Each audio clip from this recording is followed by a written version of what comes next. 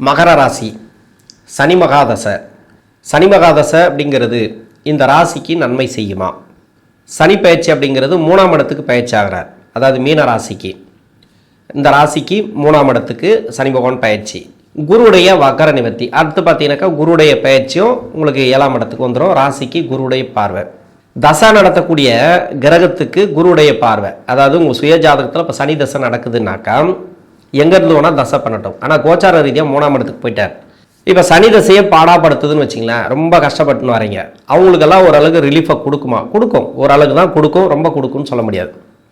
ஆனால் 7.5 சனி கஷ்டத்தை கொடுக்காது.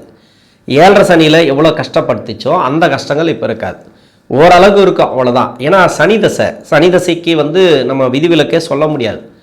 கர்மகாரகன் சனி. இந்த தசை ராசியாதிபதி தசை, ராசிக்கு 2ஆம் அதிபதி தசை. இந்த தசை வந்தால் நன்மை தான் செய்யும், இல்லைன்னு சொல்லலை. ஆனால் இந்த தசை கஷ்டப்படுறவங்களும் இருக்கிறாங்க. இதே ராசி யோகாதிபதி தசைன்னு சொன்னீங்க, யோகத்தை செய்யக்கூடிய தசைன்னு சொன்னீங்க.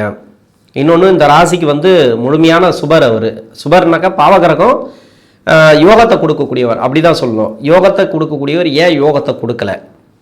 இது எல்லாருக்குமே கொடுக்கலையா? எல்லாருக்குமே கொடுத்துருக்கா? எல்லாருக்குமே கொடுக்கல. நிறைய பேருக்கு கஷ்டத்தை கொடுத்துருக்கு, நிறைய பேருக்கு நல்ல பலன்களை கொடுத்துருக்கு சனி பகவான். ஆனால் சனி தசை ஆரம்பித்து சனி தசை, சனி புத்தி, புதன் புத்தி, கேது புத்தியெல்லாம் நல்லபடியாக போயிருக்கும். இது எல்லாமே சிறப்பு.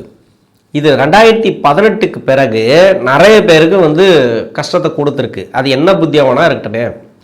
சனி தசை மேலே ஒரு 7.5 சனி வந்துச்சுன்னா நன்மை செய்யாது. உங்களுக்கு நல்லா போயிட்டுருக்கும். சனி தசைங்கிறது நல்ல ஹையர் லெவலில் போயிருக்கும். ஒரு தொழில் இல்லை வளர்ச்சி, அதாவது வேலை, எல்லாமே ஹை லெவலில் போயிருக்கும். இது 7.5 சனி வந்தோடனே அப்படியே போட்டு அமுக்கும். அதிலிருந்து கொஞ்சம் டவுன் ஆகும் சார் அப்படின்றவாங்க. அதிலிருந்து வளர்ச்சிகள் கம்மியாக தான் பண்ணும். வேறு எந்த தசைக்கு வேணாலும் தூக்கி கொடுத்துரும்.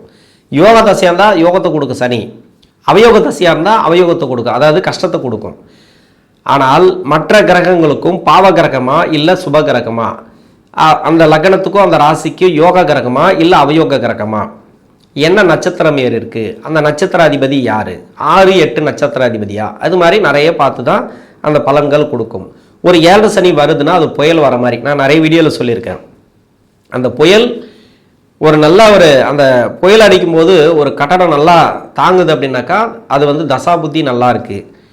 அது தசாபுத்தி சரியில்லைன்ற பட்சத்தில் அந்த கட்டடம் தூள் தூளாகிடும். அது மாதிரி தான் நம்ம வாழ்க்கை நிறைய பேருக்கு செதஞ்சிருக்கு. அப்படியே இந்த மகர ராசியில் சனி தசையில் இருக்கிறவங்களுக்கு நல்ல பேரு புகழோடு இருந்தவங்க டக்குன்னு பார்த்தீங்கன்னாக்கா அப்படியே பேரு புகழ் எல்லாமே கெட்டு போயிருக்கு. கெட்ட பேர், அவ பேர் எல்லாமே அந்த ஜென்ம ராசியில் வரும்போது சொல்லவே தேவையில்லை. ஏன்னா அந்த நட்சத்திரம் அதுமாரி நட்சத்திரம், உத்திராட நட்சத்திரம், திருவோண நட்சத்திரம், அவிட்ட நட்சத்திரம், அந்த நட்சத்திராதிபதிகள் சனியுடைய பார்வையில் மாட்டினா அவங்க சுய ஜாதகத்தில் வேற எங்கேயாவது இருந்தால் பிரச்சனையே இல்லை. சனி பார்வையில் இருந்தால், அதாவது 7ஆம் பார்வை, 3ஆம் பார்வை, 10ஆம் பார்வை, அது மாதிரி அந்த கிரகங்களே கேதுவோட நட்சத்திரத்தில் இருந்தா, செவ்வாயோட நட்சத்திரத்தில் இருந்தா, அஷ்டமாதிபதி நட்சத்திரத்தில் இருந்தா நிறைய ப்ராப்ளத்தை இந்த ஜென்ம சனி காலகட்டத்தில் கொடுத்துருக்கோம். 2ஆம் இடத்துக்கு வரும்போது டோட்டலாக அது ஒரு இடத்துல அடிக்க ஆரம்பிச்சுனாக்கா அதுலேருந்து எந்திரிக்கிறதுக்கு அடுத்தடுத்த 2-3 புத்திகள் போயிடும். அது ஒரு சில வருடங்களே போயிடும். எந்திரிச்சு பார்த்தோம்னாக்கா அந்த தசையை, அந்த 7.5 சனியை முடியும். அது மாதிரி இருக்கும். நிறைய மனக்குழப்பத்தை கொடுத்து மைண்டை திருப்பி விட்டுட்டு நிறைய கவலைகளை கொடுத்து அடி மேலே அடி, அது மாதிரி பண்ணோம் இந்த சனி பகவான். இது ராசியாதிபதி தசை அப்படிங்கிறதுனால ஓரளவுக்கு, அதாவது நல்ல ஒரு வளர்ச்சிகளை கொடுத்தவங்களுக்கு 2018 பிறகு கொஞ்சம் கொஞ்சமாக கம்மி பண்ணினே ஒன்றுமே எல்லாம் பண்ணி விட்ருக்காது. ஒன்றுமே எல்லாம் பண்ணி விட்ருக்காது. இப்போ ஓரளவுக்கு எந்திரிச்சு நடக்கிற அளவுக்கு இருக்கும் ஒரு தொழில், வேலை வாய்ப்பு அப்படிங்கிறது. எம்ப்ளாயாக இருந்தால் எனக்கு தெரிஞ்சு சனி தசையில் இருக்கிறவங்களுக்கு பரவாயில்ல, தப்பிச்சிருப்பாங்க. தொழில் செய்யக்கூடிய நபர்கள் தப்பிக்கிறதுக்கு வாய்ப்பே இல்லை. ஏன்னா இந்த தொழில், இப்போ ஒரு தொழில் பண்ணுறீங்க, ஏதோ ஒரு தொழில் பண்ணுறீங்க, அது ராசிக்கு பிடிச்ச தொழிலா, ஏதாவது ராசி சம்மந்தப்பட்ட தொழிலா, நான் ராசிக்கெல்லாம் இந்த தொழில் தான் செய்யணும் அப்படின்னு கிடையாது. உங்களுக்கு தெரிஞ்ச தொழிலை செய்யுங்க, தவறே கிடையாது. ஏதோ ஒரு தொழில், உணவு சம்மந்தப்பட்டது, ஆயில் சம்மந்தப்பட்டது, இல்லைன்னா இரும்பு சம்மந்தப்பட்டது, இந்த ராசிக்கு ஒத்து வரும் அப்படின்னு சொல்லுவாங்க.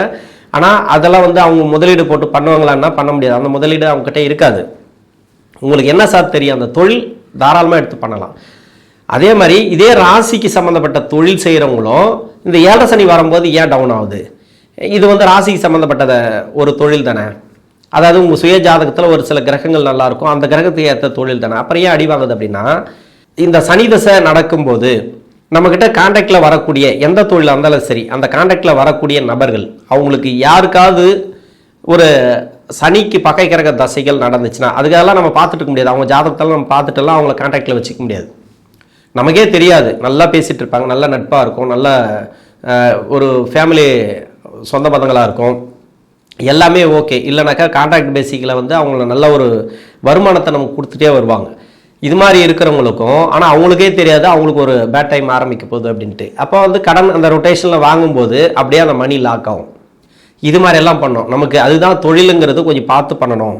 சனி தசையில் நிறைய பேர் வந்து தொழில் பண்ணி நல்லாவும் இருக்கிறாங்க, இல்லைன்னு சொல்ல. இடையில வந்து 7.5 சனியோ அஷ்டம சனியோ கிராஸ் ஆகக்கூடாது. இப்போ சனி விடுதலை ஆயிட்டார், அவ்வளோதான். இதன் பிறகு பார்த்தீங்கன்னாக்கா சனி தசை எப்படி இருக்கும்? இப்போ வயசு ரீதியாக எந்தெந்த வயசில் இந்த சனி பகவான் தசை அப்படிங்கிறது வரும்? 3 நட்சத்திரங்கள், உத்திராட நட்சத்திரம், திருவோண நட்சத்திரம், அவிட்ட நட்சத்திரம். இந்த 3 நட்சத்திரங்களுக்கு, உத்திராட நட்சத்திரக்காரர்களுக்கு 55 வயசுலேருந்து 74 வயசு வரைக்கும் இந்த சனி மகாதசை அப்படிங்கிறது வரும். அதே மாதிரி திருவோண நட்சத்திரக்காரர்களுக்கு முதல் பாதத்தில் இருந்தீங்கன்னாக்கா 50 வயசுலேருந்து 69 வயசு வரைக்கும். இப்போ 10 வருடத்தில் 5 வருடம் தசா புத்தி இருப்புகள் இருக்குன்னு வச்சிங்களேன். சென்டர் பகுதியில் இருக்கிறீங்கன்னா 46 வயசுலேருந்து 65 வயசு வரைக்கும் சனி மகாதசைங்கிறது வரும். 4ஆம் பாதத்தில் இருந்தீங்கன்னாக்கா 42 வயசுலேருந்து 61 வயசு வரைக்கும். இது முன்ன பின்ன 1 வருடம் 2 வருடம் முன்ன பின்ன வரலாம், உங்கள் சுய ஜாதக தசா புத்தி இருப்பை பொறுத்து. அவிட்ட நட்சத்திரக்காரர்களுக்கு 40 வயசுலேருந்து 59 வயசு வரைக்கும் இந்த சனி மகாதசை அப்படிங்கிறது வரும். எப்படி பார்த்தாலும் 40 வயசுக்கு மேலே 75 வயசு வரைக்கும் வருது இந்த சனி மகாதசை அப்படிங்கிறது. சனி தசை ஆரம்பித்த பிறகு ஒரு வேலை மாற்றங்களை கொடுத்துருக்கும். வேலையில் இடம் மாறி இருக்கலாம், ஒரு வேலை மாறி இருக்கலாம், நல்லாவே இருந்திருக்கும், அதெல்லாம் சிறப்பாக இருந்திருக்கும். ஆனால் சனி தசை ஆரம்பித்து அதன் பிறகு வந்து அப்படியே வந்துட்டே இருந்தால் ஒரு தொழில் கூட ஒரு சில பேர் ஆரம்பிச்சிருக்கலாம். தொழில் செய்கிறவங்க வேற, வேலை செய்யக்கூடிய நபர்கள் வேற. இப்போ 7.5 சனி ஆரம்பிக்கும் போது அங்கே வந்து ஒரு வேலை மாற்றத்தை கொடுத்துருக்கலாம். வேலை மாற்றத்தை கொடுத்து, அதாவது 2018 பிறகு இல்லை 19 வேலை மாற்றத்தை கொடுத்து அங்கேருந்து வேலை பிரச்சனைகள், இல்லைனா அவிட்ட நட்சத்திரத்தில் வரும்போது இந்த சனி பகவான் நிறைய பேருக்கு வந்து இந்த 21, 22 நிறைய பாதிச்சிருக்கு. அதெல்லாம் நடந்து போச்சு. இந்த வந்து சனி பகவான் வந்து அந்த நகரக்கூடிய இடங்கள்லாம் வந்து ஸ்பாயில் பண்ணினே வருவார். இப்போ உத்திரட்டாதியில் இருக்காரு. இந்த உத்திரட்டாதியும் இந்த ராசிக்கு யோகாதிபதினு சொல்லக்கூடியவர், அதாவது நட்சத்திராதிபதி சனி, ராசியாதிபதி இல்லை, 2ஆம் அதிபதி இல்லையா, பொருளாதாரத்தை கொடுக்கணும். கொடுப்பாரா? இந்த சனி தசையில் இருக்கிறவங்களுக்கு கொடுப்பாரா?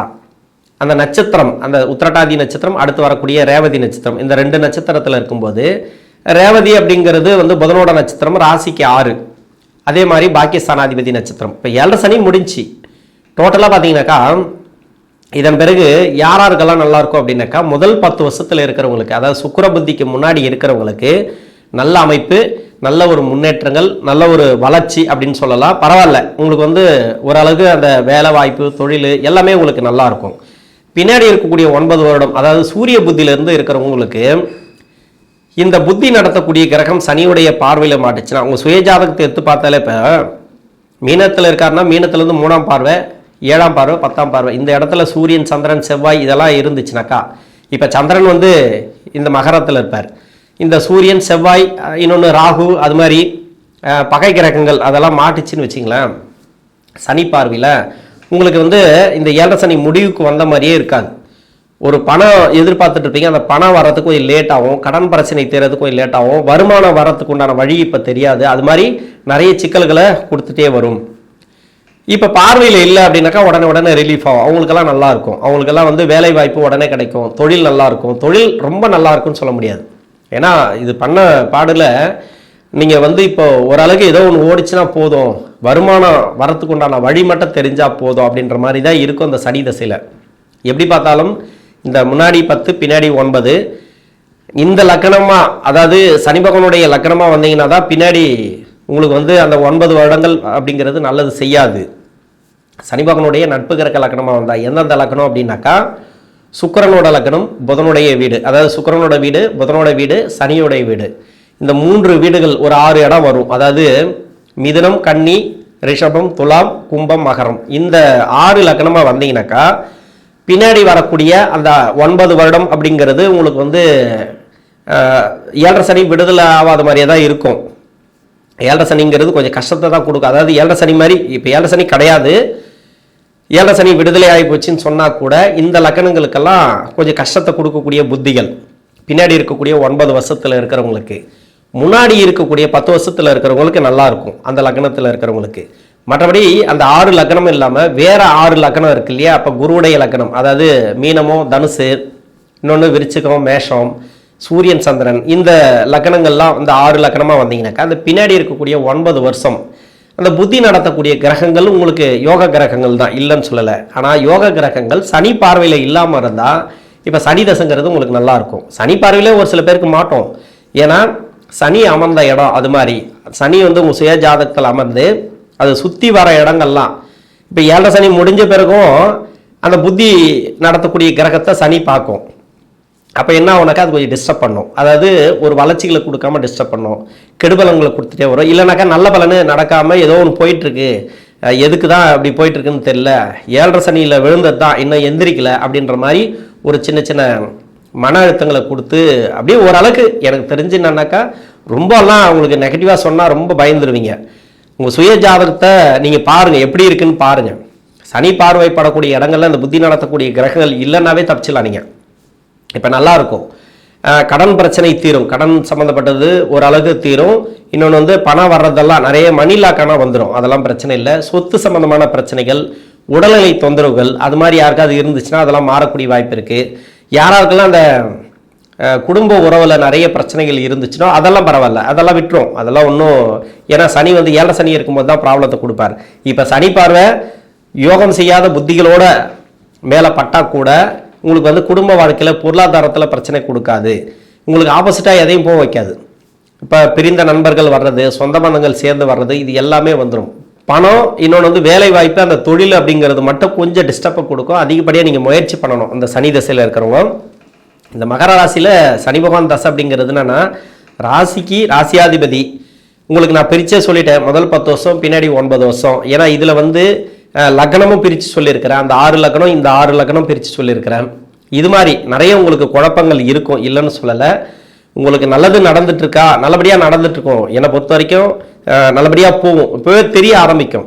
இப்போ இந்த வாக்கிய பஞ்சாங்கப்படி சனி பகவான் பயிற்சி இருக்கு இல்லையா, அப்போ மீனராசியில் நிரந்தரமான பலன்களை இதுக்கப்புறம் தான் கொடுப்பார்.